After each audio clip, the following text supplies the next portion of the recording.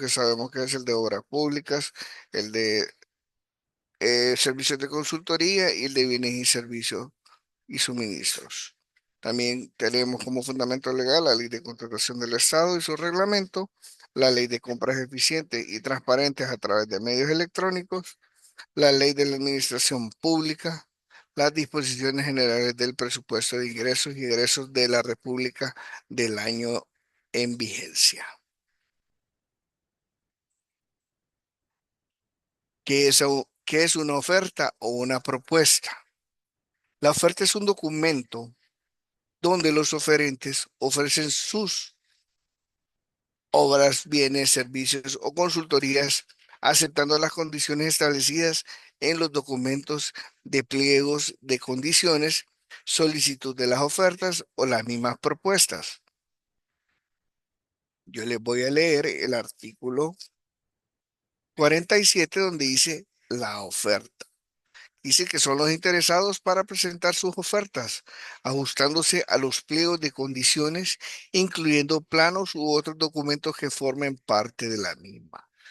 La administración indicará previamente en el pliego de condiciones el plazo que sean requeridas, las obras o los suministros.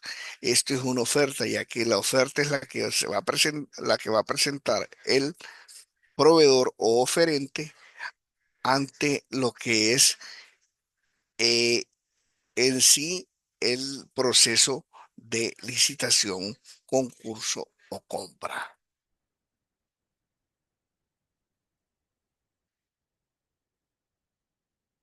El artículo 47 sería ese, hermano, que habla de lo que es la oferta. Ahí lo pueden tomar y es parte de lo que de la ley de contratación del Estado. Ok.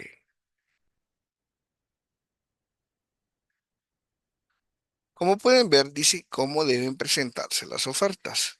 Y al presentarse las ofertas nos dice que deben prepararse ajustándose el pliego de condiciones a la solicitud de cotización o propuesta. ¿Qué significa esto? Se tiene que ajustar a lo que el pliego de condiciones solicita. Acuérdense que en todo proceso de licitación, el pliego de condiciones es la parte toral, es la que nos da los requisitos y nos da todo lo que son las especificaciones técnicas y especiales que se tiene para lo que es un proceso de licitación en el cual se va a dar lo que es la solicitud de cotización o una propuesta. Además de esto, ahí es donde los oferentes o proveedores van a presentar su oferta una vez conociendo el pliego de condiciones a través de sus especificaciones. Dice el número 2. Los sobres o paquetes que contienen se dirigirán a la institución responsable de la contratación con indicación expresa del número de la licitación y la fecha y horas previstas para su apertura, con indicación de que no se abra ni no se abra sino hasta ese momento. Hay un momento especial en el cual se va a hacer la apertura de las ofertas, ya que estas van en sobres sellados o paquetes que contienen y van dirigidos a la institución que está realizando el proceso, donde se va a dar la contratación de ese proceso. Y bien claro dice que tiene que llevar expreso el número de la licitación, la fecha y las horas previstas para su apertura, con indicación de que no se abra hasta el momento de la apertura de dichas ofertas, que se va a dar un día, una fecha y una hora estipulada para realizar esta apertura y revisión de ofertas. El número 3 dice, se indicará además el nombre, razón o denominación social del proponente y su dirección.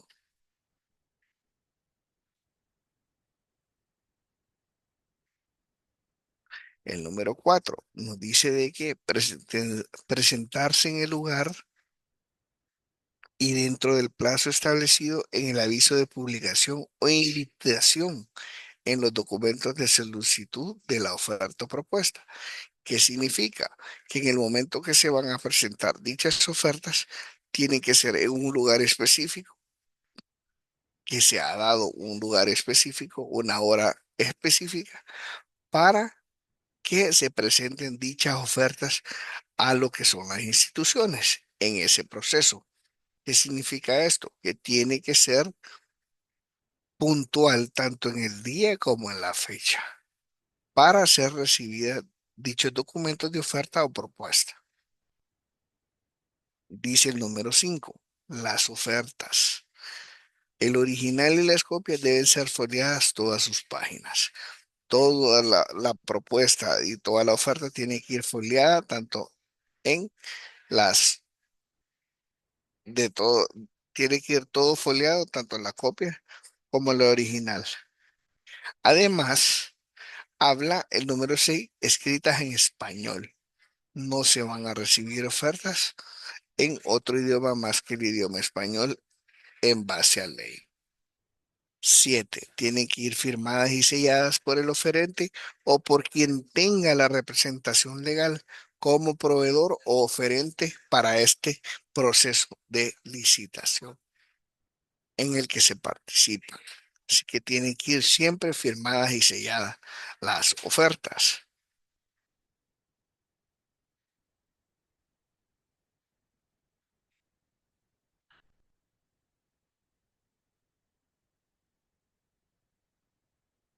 ¿Qué ofertas no serán admitidas? Dice. Aquí nos habla de las ofertas no admitidas y vamos a ir tomando en cuenta la número 1 que dice las no firmadas por el oferente o su representante legal, ya sea el formulario o carta de presentación de la oferta.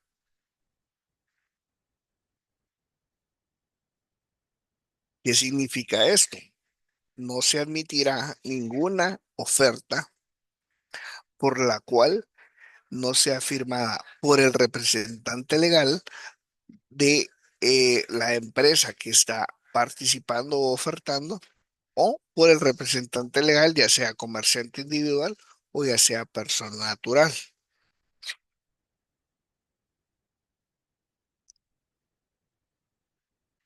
ya sea el formulario o carta de presentación de la oferta. Si no va firmado, no se van a aceptar, no serán admitidas, dice la ley. Segundo, con enmiendas, borrones, raspaduras en el precio o en otra información esencial prevista con ese carácter en el pliego de condiciones, salvo cuando hubiere sido expresamente salvadas por el firmante, lo cual debe constar con claridad en la oferta.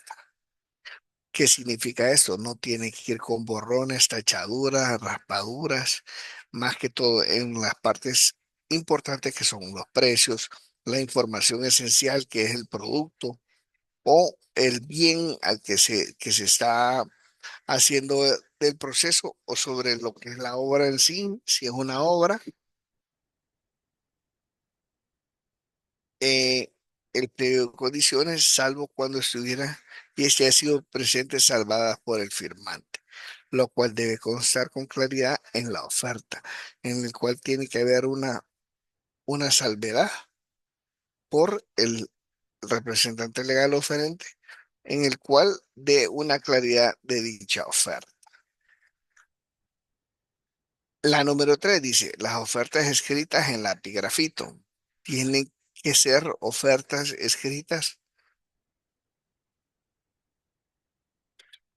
por tinta o no en lapigrafito. Número 4, haberse omitido la garantía de mantenimiento de oferta o haberse presentado por un monto menor al exigido o sin ajustarse a los tipos de garantías admisibles. ¿Qué significa esto? Que no presentaron las ofertas necesarias, la que se solicita en el proceso, que es la garantía de mantenimiento de la oferta, ¿eh? Que hayan presentado la oferta por un monto menor exigido y que las garantías no se ajusten y no, por lo cual no serán admisibles.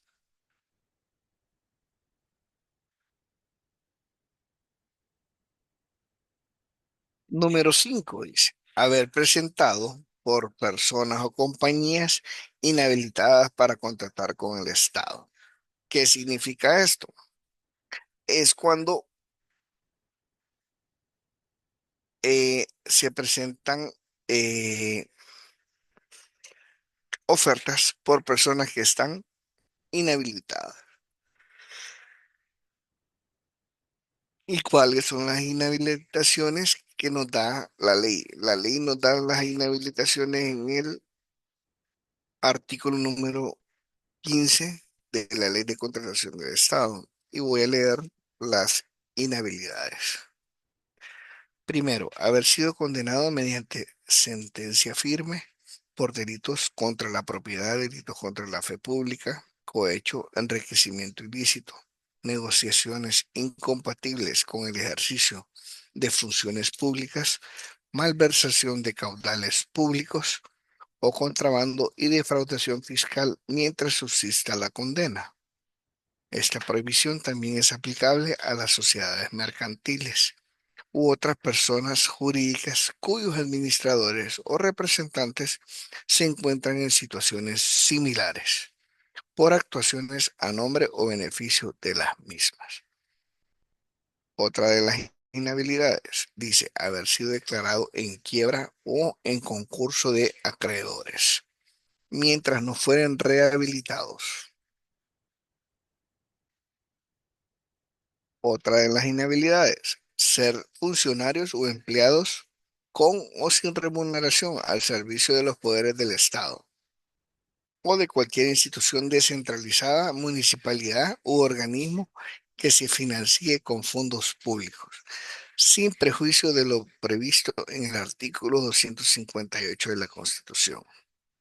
Además de esto, nos habla de haber dado lugar por causa de la que hubiera sido declarado culpable la resolución firme de cualquier contrato celebrado con la administración o la suspensión temporal en el registro de proveedores o contratistas en tanto dure la sanción. El primer caso, la prohibición de contratar, que durará de 2 años, excepto aquellos casos que haya sido objeto de resolución en sus contratos, en 2 ocasiones o en cuyo más la prohibición de contratar será definitivamente. ¿Qué significa esto? Cuando hay oferentes o proveedores que han sido sancionados porque no han cumplido con sus contratos, se ponen estas sanciones y estas denuncias, por lo cual quedan registrados y por lo cual son castigados, en el cual no se van y tienen la prohibición de contratar con el Estado o de forma definitiva o por un tiempo. Ser cónyuge, persona vinculada por unión de hecho o parientes dentro del cuarto grado de consanguinidad o segundo de afinidad de cualesquiera de los funcionarios o empleados bajo cuya responsabilidad esté la precalificación de las empresas, si es de construcción, y de la evaluación de las propuestas, la adjudicación o la firma del contrato. ¿Qué significa esto? Que no va a poder existir tanto en lo que es la precalificación, como dice, una persona que sea responsable, una persona que sea pariente con lo que es el funcionario o que también esté en lo que es la comisión evaluadora, ya que ellos son los que van a verificar todo este tipo de, para darles un ejemplo un poquito más concreto. También dice, tratarse de sociedades cuyo capital participen funcionarios o empleados públicos. Esa es otra de las inhabilidades. Y habla de haber sido intervenido directamente como asesor o en cualquiera de la etapa de los procedimientos de un proceso de licitación o concurso o de contratación con el Estado. Esas son las inhabilidades a ver de las que nos habla aquí el número 5. También nos dice el número 6, establecer cláusulas o condiciones diferentes a las establecidas en la ley, reglamento o en la solicitud de oferta. No pueden existir cláusulas o condiciones diferentes a las establecidas en la ley o el reglamento o en la solicitud de oferta. No pueden existir ese tipo de eh, cláusula, por lo cual no, esas ofertas no serán admitidas. La inclusión de una o más alternativas significa que solo se va a presentar una oferta, no más alternativas. Presentar más de una oferta, que es lo mismo que hablábamos anteriormente, en el cual no se pueden presentar más de una oferta. Y las ofertas colusorias, que son ofertas que han tenido que ver con colusión con algún funcionario público sobre el precio que ya se sabe, se tenga una idea de cuáles son las demás ofertas, esa podría ser una oferta colusoria. Y las ofertas tardías, que son las que se presentan tarde, o sea, que no llegan en el tiempo y hora establecida para presentar dichas ofertas.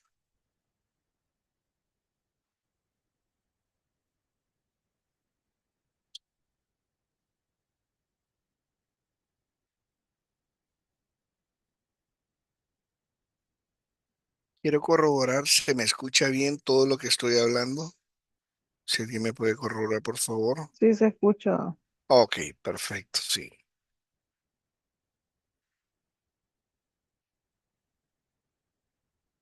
Ok, muchísimas gracias.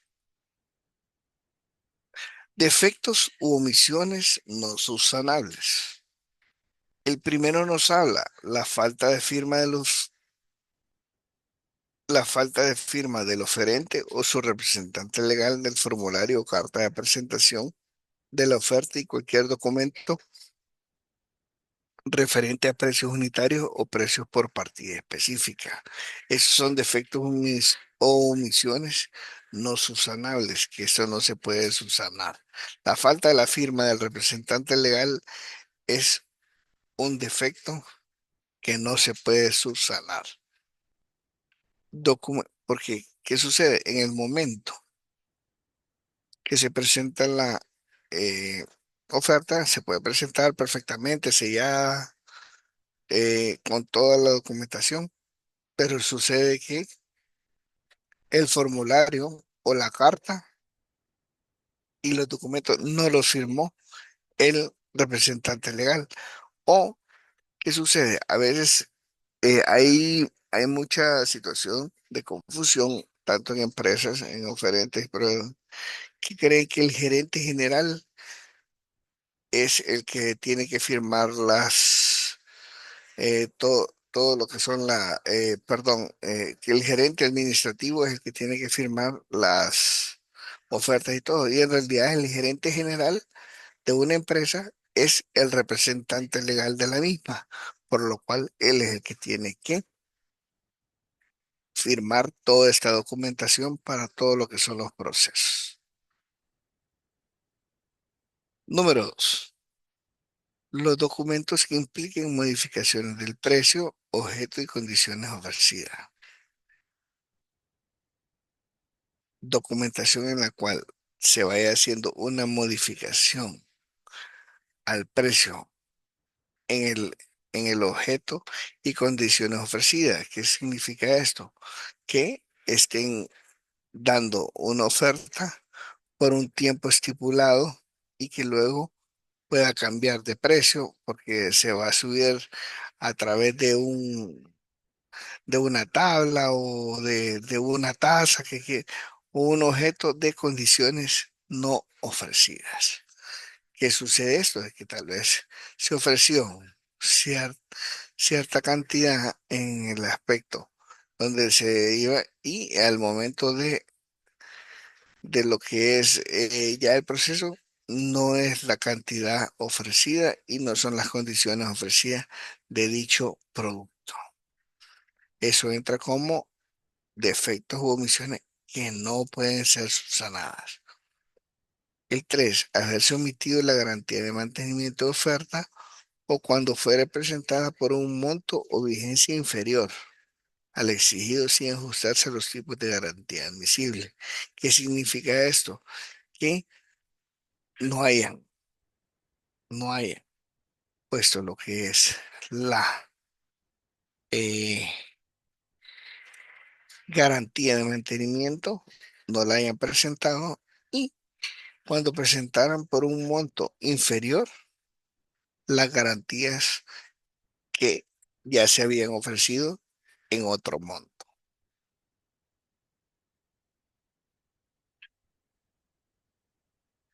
Ahora nos habla del contenido de las ofertas. ¿Qué contenido llevan las ofertas para lo que son los procesos de licitaciones? El precio y modalidades para el pago, si este último fuera requerido en el pliego de condiciones. Acuérdense que el pliego de condiciones es el que nos da la guía y nos da la veracidad de cómo se va a hacer todo en ese proceso.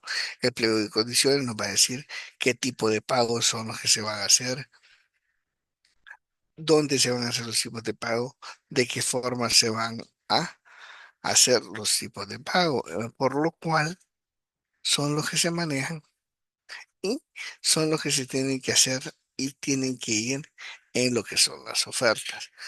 Como dice, el precio y las modalidades de pago, de qué forma se va a pagar al proveedor y si este último fue requerido en el pliego de condiciones. El pliego de condiciones es el que va a requerir la forma de pago cuando se solicite.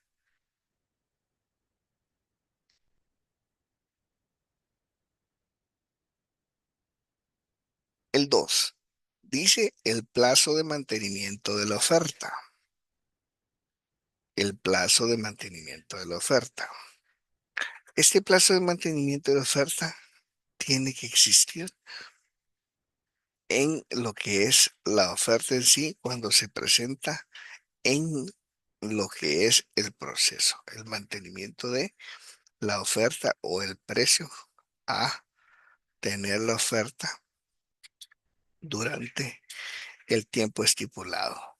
Luego nos dice, el número 3, la garantía de mantenimiento de la oferta, que es la garantía de mantenimiento de esa oferta por el lapso acordado, de acuerdo con el plazo de vigencia, como dice acá, tipo y monto previsto por el pliego de condiciones. El pliego de condiciones nos va a dar ese plazo, ese monto previsto en el pliego de condiciones del plazo y la vigencia de dicha garantía de mantenimiento. El número 4 dice, plazo de entrega de los bienes o la obra. También siempre el pliego de condiciones es el que nos va a dar un plazo de entrega. Muchas veces está estipulado en el pliego de condiciones cuando se hacen los plazos de entrega y este es el plazo de entrega de los bienes o de la obra. En el tiempo de los bienes y en el tiempo de la obra. En el momento que se hace, le va a decir, tanto es el tiempo para que usted entregue dichos bienes y tanto es el tiempo que tiene para ejecutar dicha obra. El número 5 es la declaración jurada de no encontrarse comprendido en ninguna de las inhabilidades o prohibiciones previstas en los artículos 15 y 16 de la Ley de Contratación del Estado. Luego de esto, podemos ver que el número 6 nos dice los documentos o la información adicional prevista en el pliego de condiciones. Los documentos o la información prevista en el pliego de condiciones o en el presente reglamento. Acuérdense que siempre van a haber documentos, una serie de documentos que siempre los van a solicitar en lo que es el pliego de condiciones sobre lo que es el proceso tanto de bien, de bien o servicio o de obra.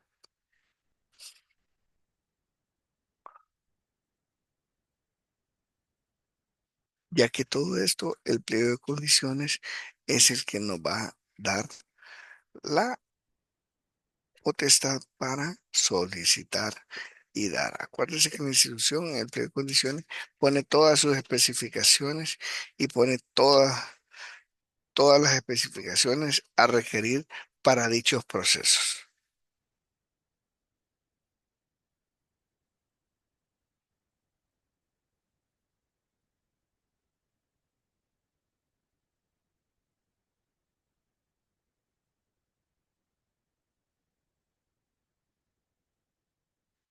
Ahora vamos a hablar sobre lo que es la audiencia pública. ¿Y para qué es la audiencia pública? Para lo que es la apertura de los sobres y se hará una audiencia pública. En el momento de la apertura de las ofertas, se hace una audiencia pública en el cual se da un lugar, fecha y hora específica señalada para lo que es la audiencia pública y poder hacer la apertura de las ofertas requeridas. Las ofertas. Entonces nos dice, la apertura de los sobres se hará en una audiencia pública, en un lugar, día y hora señalados en el aviso de licitación y en el pliego de condiciones. Todo esto aparece en el pliego de condiciones, igual que en el aviso de licitación o en cualquier prórroga que se hubiere comunicado. Por lo cual, esta, esta apertura se va a hacer a través de la audiencia pública. La audiencia será presidida por el titular del órgano responsable o de la contratación o por el gerente administrativo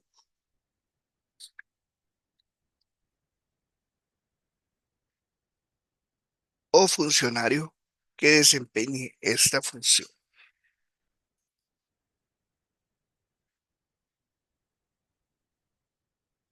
La persona encargada para presidir dicha audiencia, como lo dice, es, es a través del gerente administrativo titular del órgano responsable de la contratación, o sea, de la institución que está realizando el proceso, tanto sea de obra pública como de bienes o servicios o como de servicios de consultoría. Luego de esto, lo actuado se consignará en el acta firmada por quienes representen la administración y en su caso por los oferentes o sus representantes que estuvieran presentes. Acuérdense que todos pueden estar en esa audiencia pública, que son los oferentes y sus representantes, en el cual van a verificar cuáles son las ofertas presentadas para dicho proceso. Y eso, como dice, se consignará en un acta, ya que se levanta un acta para que la administración tenga el acta de quiénes fueron los que participaron, los oferentes con sus representantes que estuvieron presentes en dicha audiencia pública. Es cuando podemos ver cuando se hace la apertura de eso. Se sacan los sobres sellados, se sacan todo lo que son las ofertas y se denomina cuáles son las ofertas y qué es lo que se ha presentado en dicha audiencia para lo que es el proceso de licitación tanto de obra, consultoría o bienes o servicios. Nos dice qué debe contener el acta de apertura. El acta de apertura tiene que tener el número y la designación de la licitación. ¿Qué es esto? Es número y designación de la licitación. Es la que se hace en el cual es sobre lo que es el proceso y el pliego de condiciones que se va a manejar para ese proceso. En la invitación a licitar aparece el número y la designación de la licitación, por lo cual debe estar contenido en el acta de apertura cuando ya todos están presentes este número de designación de la licitación, el lugar y fecha y la hora exacta de la apertura de las ofertas, el monto que tienen que llevar las ofertas solicitadas o presentadas para este proceso. También nos habla de los montos y los tipos de garantías que se presentan para los procesos, tanto de obra pública, tanto de obras como de bienes y servicios y consultoría. Dice el 5, las observaciones que resulten y cualquier otro dato que fuere de importancia. Todas las observaciones que se resulten y cualquier otro dato de importancia en el cual se hacen todas las observaciones para el proceso y que tenga una transparencia el proceso sobre lo que es la compra o la adjudicación de dichos bienes.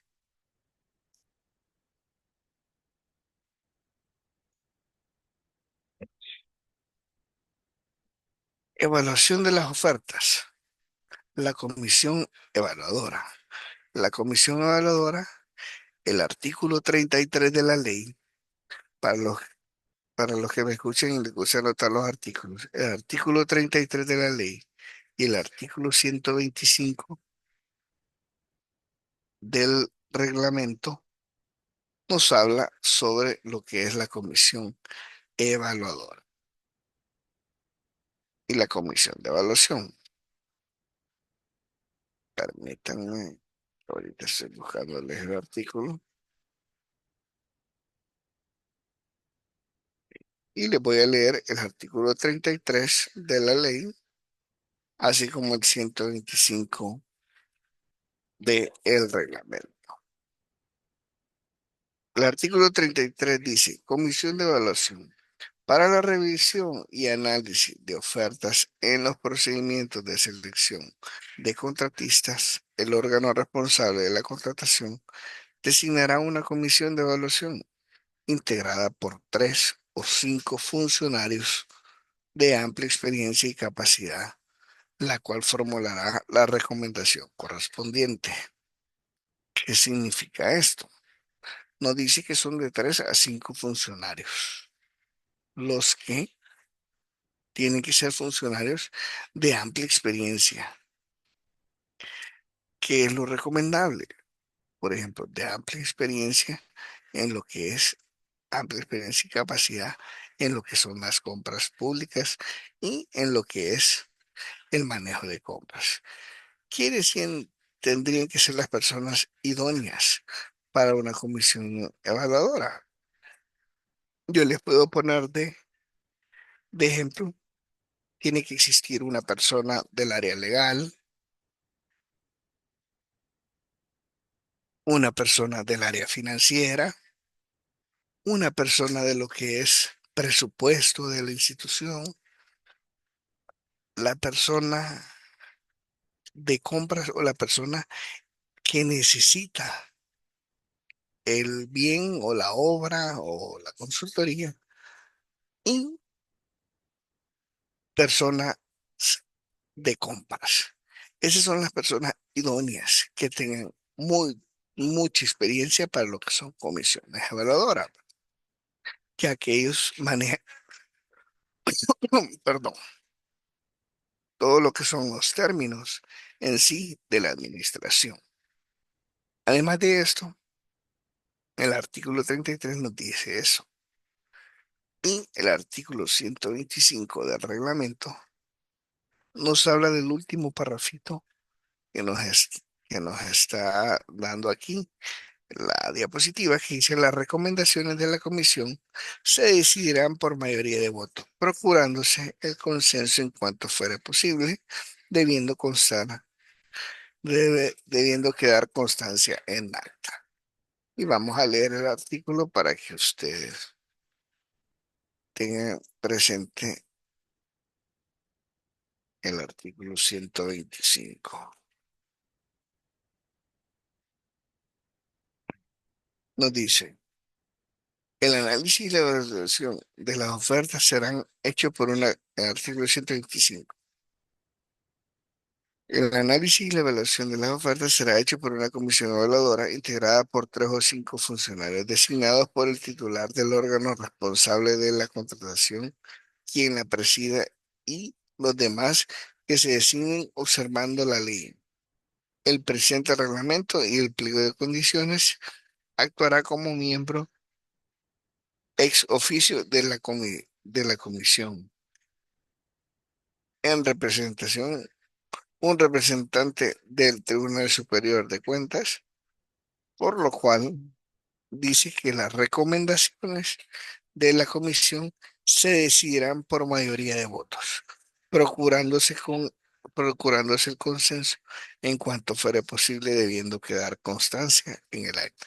¿Qué significa esto? Que en el momento de una recomendación, la comisión no exista unanimidad en el proceso, no significa que no va, eh, que no, que no se vaya, si no existe una unificación o una unidad en ese proceso, se va a decidir a través de la mayoría de votos y se va a aplicar en el acta por cual no se dio el consenso, no fue posible el consenso de la unanimidad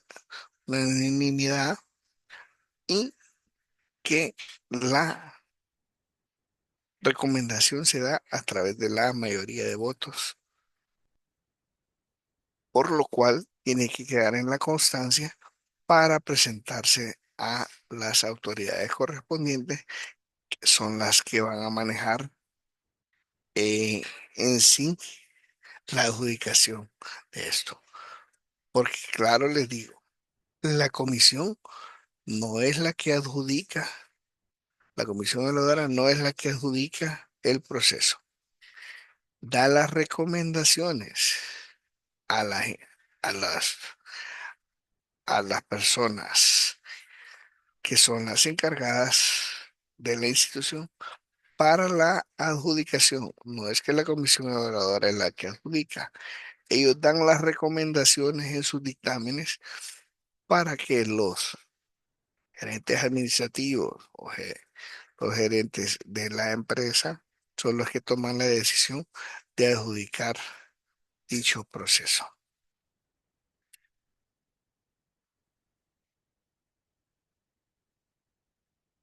Evaluación de las ofertas.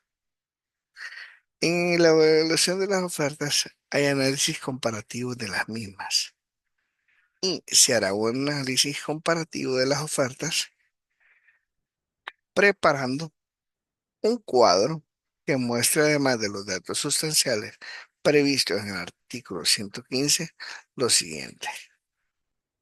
Precio de comparación entre las ofertas. Siempre tienen que tener en el momento del análisis de la comisión un precio comparativo en dichas ofertas para poder dar su dictamen y dar algo favorable a lo que es dicho proceso.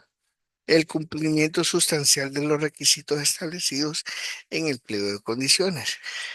Que ese oferente haya presentado todos los requisitos que se establecieron en el pliego de condiciones, además del precio de las ofertas sobre dicho pliego, sobre lo que requeriría el pliego.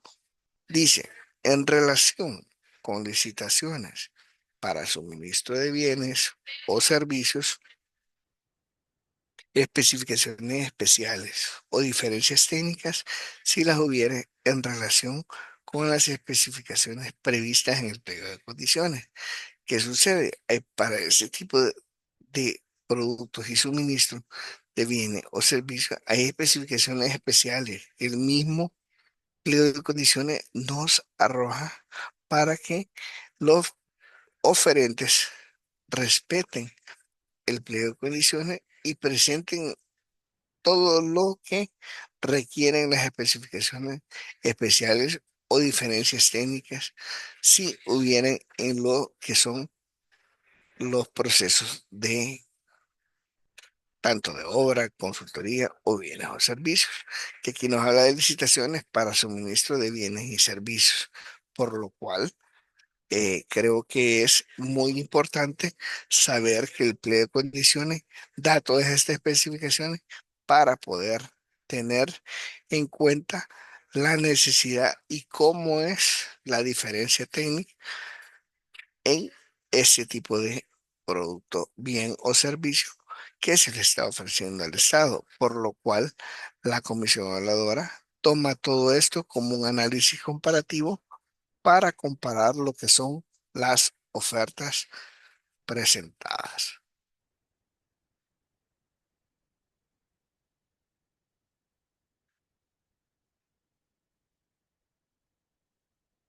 Nos dice siempre el análisis comparativo de las ofertas que los aspectos importantes a considerar son la solicitud de aclaraciones, ya que hay una solicitud donde se hacen las aclaraciones de dicho proceso o de dichas ofertas.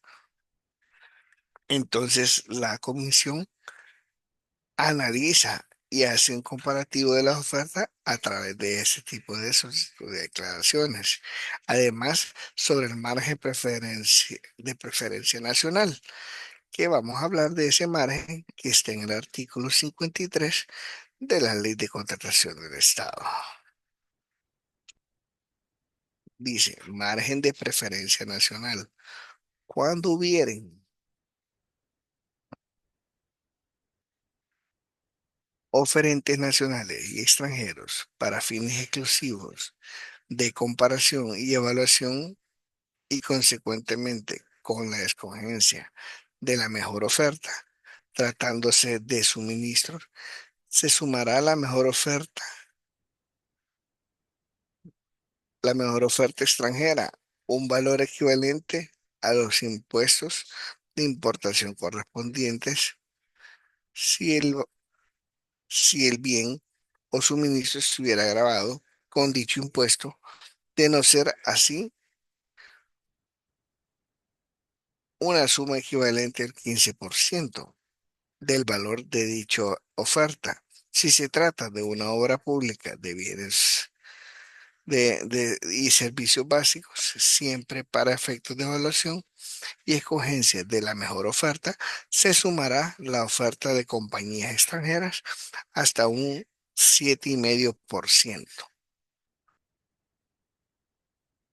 por el monto de la oferta. Si de esta operación resulta que la mejor oferta extranjera es superior en monto a la nacional, se escogerá esta última como la mejor oferta de la licitación, procediendo entonces a la adjudicación de dicho contrato. Dice, este último mecanismo no se aplicará a los participantes extranjeros, a los cuales deberá darse trato nacional en virtud de acuerdos bilaterales o multilaterales de comercio, de los cuales el Estado sea parte, y cuando se trate de la ejecución de empréstitos otorgados por organismos financieros internacionales, en cuyo caso se aplicarán los márgenes de preferencia en los términos que lo permitan los instructivos o políticas de adquisiciones de dichos organismos. Este es el artículo 53 sobre lo que es el margen de preferencia nacional. También nos habla sobre lo que es las ofertas en moneda extranjera.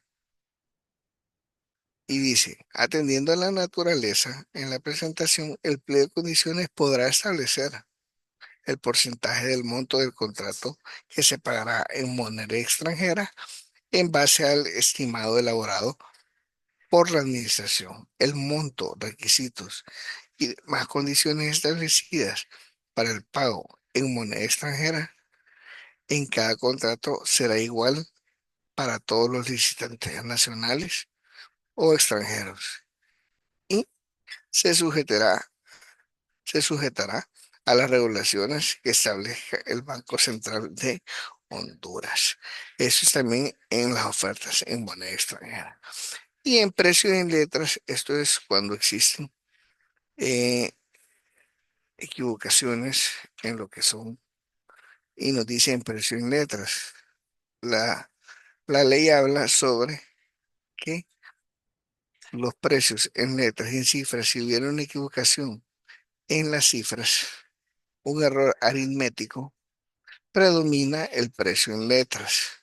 Si, digamos, el precio en letra es de eh, 958.000 empiras y lo escribieron 958.000 empiras en letras, pero en cifras se equivocaron y pusieron 948 en cifras. Entonces, se predomina para ese tipo de situaciones en los análisis comparativos de esto, que el precio en letras predomina a el precio en cifras, por lo cual se puede hacer esa corrección, ya que es una equivocación, tanto puede ser una suma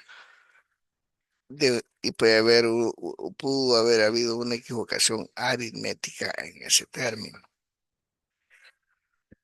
por lo cual podemos hablar y tener lo que son los análisis comparativos de dichas ofertas.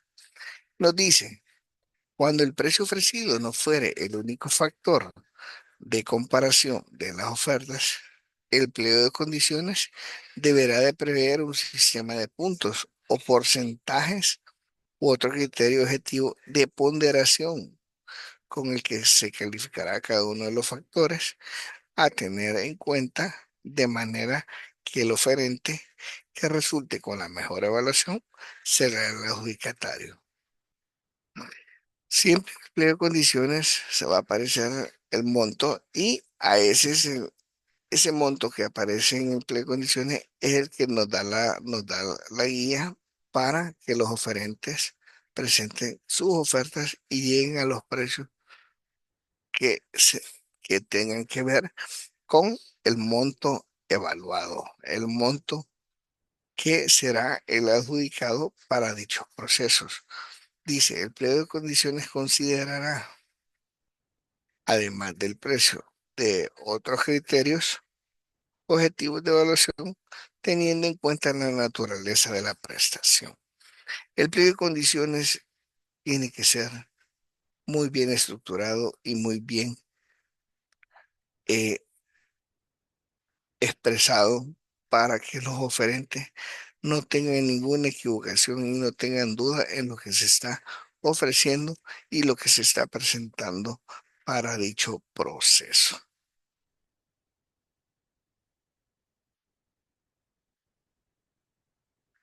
Nos dice, el análisis y la evaluación de las ofertas se hará dentro de un plazo que se establezca para su vigencia.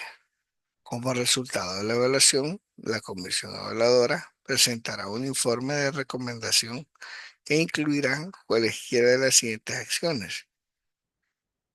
A. Declarar fracasada la licitación, declarar la inadmisibilidad de las ofertas, adjudicar el contrato al oferente que cumpliendo con los requisitos presentó la mejor oferta o determinar a los oferentes que ocupen el segundo lugar y tercer, así sucesivamente para decidir la adjudicación en caso de que los adjudicatarios inmediatos no aceptaran el contrato. ¿Qué significa esto? La comisión evaluadora en este tiempo, ellos tienen un tiempo ellos no tienen un tiempo o un plazo determinado para el análisis y la evaluación, ya que ellos se están reuniendo constantemente para tener todo lo que son el análisis y los resultados de las ofertas presentadas para los procesos, en el cual existen todos estos factores. Por ejemplo, de que la comisión evaluadora pueda declarar fracasada la licitación. Y el artículo 57 nos dice, el 57 de la ley nos dice, una licitación desierta o fracasada. El órgano responsable de la contratación declarará desierta la licitación cuando no se hubieran presentado ofertas o no se hubiese satisfecho el mínimo de oferentes previstos en el pliego de condiciones. La declarará fracasada en los casos siguientes: cuando se hubiere omitido el procedimiento alguno de los requisitos esenciales establecidos en esta ley o en sus disposiciones reglamentarias. Dos, dice, cuando las ofertas no se ajusten a los requisitos esenciales establecidos en el reglamento o en el pliego de condiciones. Y cuando se compruebe que ha existido colusión. Y esa es la forma de una declarar fracasada una licitación. Luego dice declarar la inadmisibilidad de las ofertas. Ellos tienen que, si existe esa situación, tienen que esclarecer la inadmisibilidad de dicha oferta o adjudicar el contrato al oferente que esté cumpliendo con los requisitos y presente la mejor oferta o determinar la recomendación de adjudicación para el oferente que haya presentado la mejor oferta. También dice determinar a los oferentes que ocupen el segundo y tercer lugar, así sucesivamente para decidir la adjudicación en caso de que los adjudicatarios inmediatos no aceptaran el contrato. ¿Qué significa esto? Si el adjudicatario que tenía el mejor precio y que fue el primer que adjudicaron por ser la mejor oferta, tuviera una situación que él no quiera firmar el contrato porque desista en ese momento, se tienen que buscar el oferente que quedó en segundo lugar y en tercer lugar para poder adjudicarlo y no perder el proceso. ¿Qué sucede también? Si viene y eh, al oferente adjudicatario llega el momento que lo adjudican, pero no esté registrado en el registro de proveedores de un CAE y no logra presentar toda la documentación, también va a dejar van a dejar de referirlo a él y van a buscar también lo que es el segundo o tercer lugar sucesivamente para decidir lo que es la adjudicación de dicho proceso.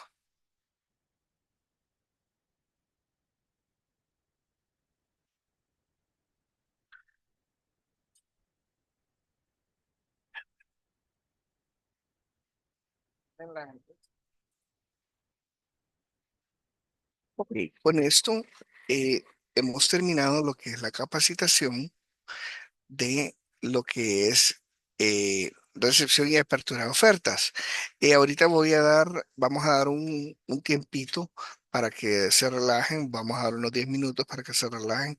En este momento se va a mandar a través del chat, se va a mandar a través del chat lo que es la encuesta de satisfacción.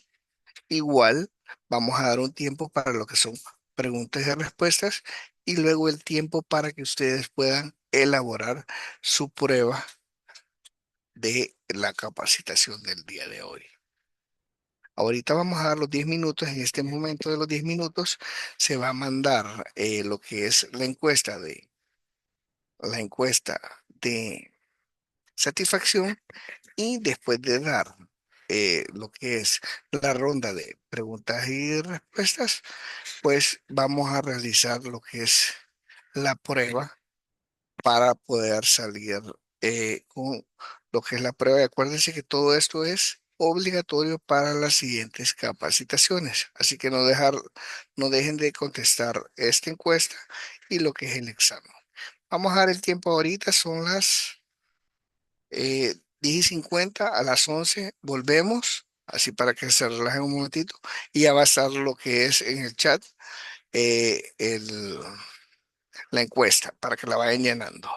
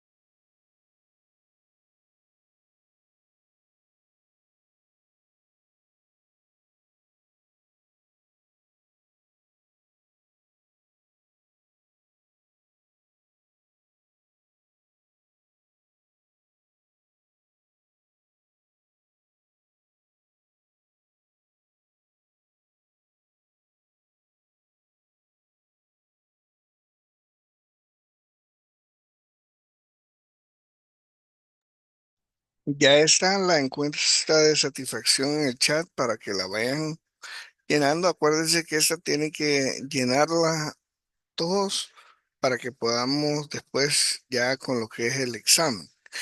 Pues no sé si quieren empezar ya con lo que es las preguntas, si tienen alguna duda.